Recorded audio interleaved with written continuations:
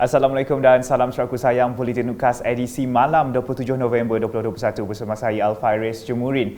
Tumpuan berita, Kerajaan Sarawak menyediakan bantuan deposit kepada pasangan belia untuk memiliki rumah pertama dengan menyediakan bantuan deposit sebanyak RM10,000 bagi setiap rumah yang bernilai RM300,000 ke bawah bermula tahun 2022. Ketua Menteri Sarawak Datuk Patinggi Tan Sri Dr. Abang Abdul Rahman Zohari Tun Datuk Abang Openg berkata, Kerajaan Gabungan Parti Sarawak GPS sentiasa prihatin dengan golongan tersebut untuk memiliki kediaman sendiri.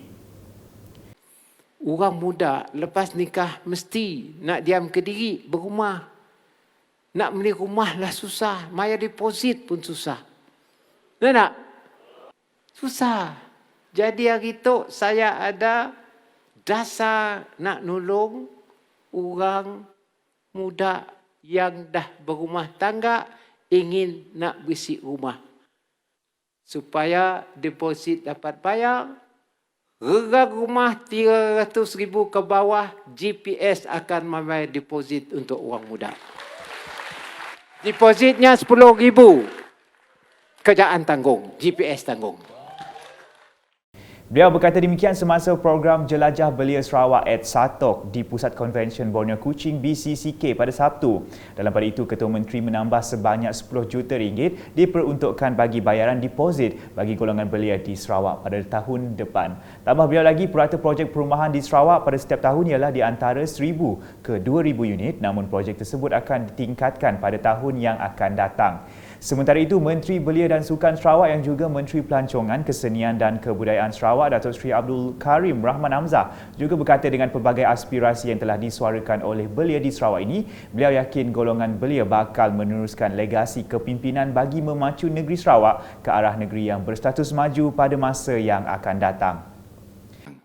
Kerajaan Negeri Sarawak yakin golongan belia mampu menambah nilai dan juga kemajuan berasaskan ekonomi digital menjelang tahun 2030. Turut hadir Menteri Muda Belia dan Sukan Sarawak Datuk Snodan Lawan, Pemangku Setiausaha Tetap Kementerian Belia dan Sukan Sarawak Nancy Jolhi serta tetamu jemputan lain.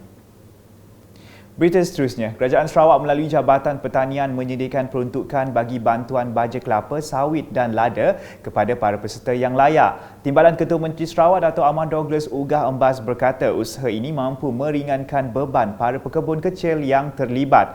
Tambahnya lagi, Kerajaan Sarawak juga telah menyalurkan peruntukan berjumlah RM1.5 juta kepada Dewan Undangan Negeri Dun Bukit Semuja di bawah program fasilitasi pertanian pada tahun 2020 dan 2021 yang mana memanfaatkan seramai 790 peserta.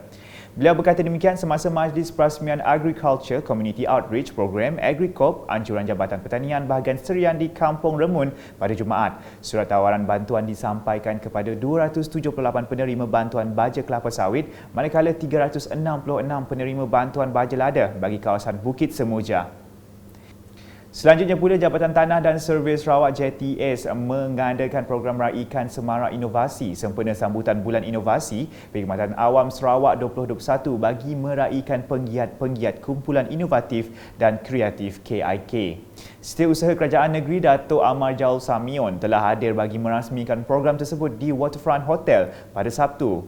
Sementara itu, Datuk Amar Jaul Samion dalam ucapannya memberitahu semarak inovasi dan kreativiti amat penting bagi meningkatkan prestasi perkhidmatan. Sekiranya yang malam, mungkin kita akan mengalami krisis yang kritikal untuk berhadapan dengan situasi pada ketika ini dalam keadaan pandemik COVID-19. Tetapi kita di Sarawak sangat beruntung kerana pemimpin kita, khususnya Yang Amat Berhormat Ketua Menteri, sering kali menekankan perlu aspek pendigitalan dalam perkhidmatan dan penggunaan teknologi terkini agar perkhidmatan awam sentiasa dapat dicapai oleh rakyat. Tambah beliau lagi, program Sarawak Civil Service Innovation Convention Award SISCA 2021 telah berjaya dilaksanakan pada 14 Oktober lalu yang dimeriahkan dengan pelbagai program dianjurkan oleh agensi-agensi perkhidmatan awam negeri dan persekutuan. Dalam pada itu, Dato' Amar Jaul Samion telah menyampaikan anugerah kepada pemenang SISCA 2021. Antara pemenang tersebut adalah kumpulan Sasoku Tech dari Jabatan Tanah dan Survey Bahagian Kuching. Pemenang anugerah inovasi Ketua Menteri Sarawak 2021 kumpulan Lens Tahai Q Hybrid Tarom dari Jabatan Tanah dan Survey Bahagian Limbang serta Jabatan Kerja Raya Bahagian Limbang yang memenangi anugerah inovasi hybrid SISCA 2021. Laporan berikutnya mengenai Majlis Perasmian Bekalan Air Kampung Sungai Aur yang telah disempurnakan Menteri Muda Utility Sarawak Bekalan Air pada Jumaat. Projek bekalan air luar bandar yang merangkumi sistem retikulasi Zon 1 dengan kos RM4.16 juta itu turut merangkumi Kampung Sibu Laut telah memberi nafas lega kepada penduduk kampung yang selama ini hanya bergantung dengan air tadahan untuk keperluan harian. Datuk Dr. Abdul Rahman memberitahu pelaksanaan projek berkenaan merangkumi kerja-kerja pembinaan saluran paip baru termasuk pembinaan saluran paip submarine ke Kampung Sibu Laut dan Kampung Sungai Aur serta pembinaan inline booster pump station. Beliau turut menyampaikan berita gembira mengenai tanggungan Kerajaan Sarawak sebanyak RM9,400 terhadap kos penyambungan meter air melibatkan 41 rumah di Kampung Sibu Laut dan Kampung Sungai Aur. Dalam majlis sama, beliau turut merasmikan jalan kampung konkrit fasa pertama Kampung Sungai Aur sepanjang 270 meter bernilai RM150,000 yang telah siap di bawah dana Program Transformasi Luar Bandar RTP Dun Pantai Damai.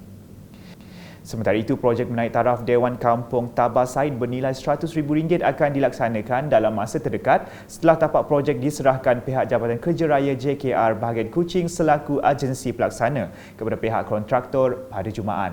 Penyerahan projek tersebut telah disaksikan oleh Menteri Muda Pengangkutan Sarawak, Datuk Dr. Jerib Susil. Dalam majlis ringkas itu turut diserahkan cek geran perpindahan kepada 3 penerima yang telah berpindah dari perkampungan asal di Empangan Bengoh ke skim penempatan semula Empangan Bengoh dengan nilai geran sebanyak RM8,000 untuk setiap keluarga. Manakala di layar, mantan adun layar Datuk Gerald Rentap Jabu telah membuat tinjauan ke projek jalan ke Rumah Panjang Skuyat Lama Betong.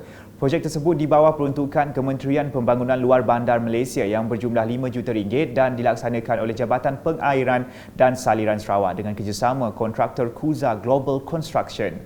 Projek tersebut akan memberi manfaat dengan jarak yang lebih pendek menuju ke jalan utama serta ke Bandar Betong berbanding jalan yang sedia ada.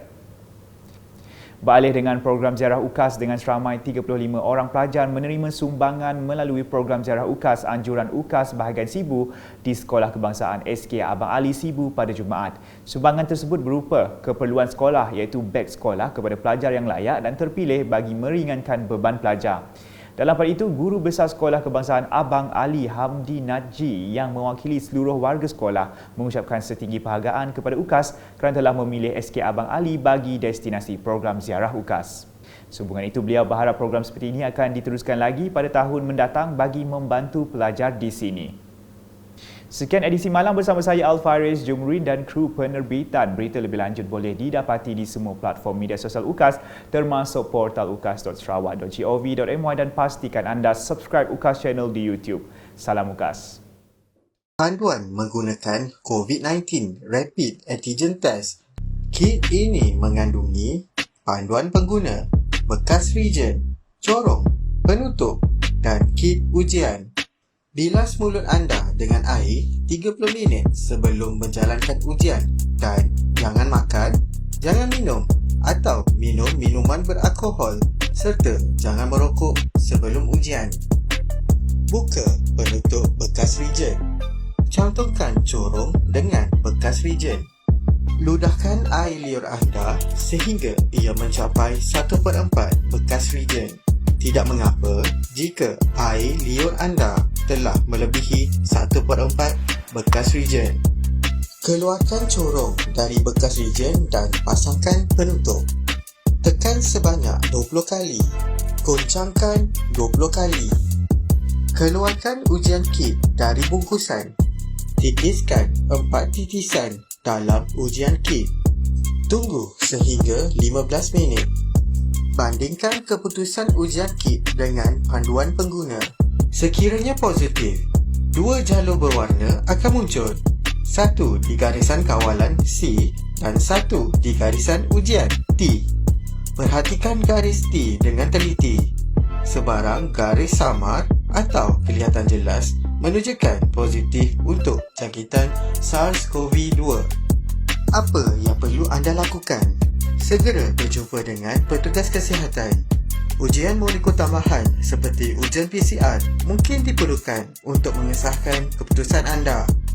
Petugas kesihatan akan menentukan cara terbaik untuk merawat anda berdasarkan kepada keputusan ujian, sejarah perubatan dan gejala. Anda harus mengasingkan diri untuk mencegah penyebaran virus kepada orang lain. Sekiranya negatif, hanya satu jalur berwarna di garisan kawalan C yang kelihatan.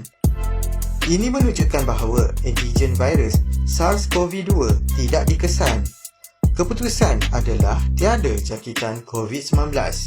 Sekiranya tidak sah, tiada sebarang garisan pada kit kelihatan atau garisan ujian T kelihatan pada kit.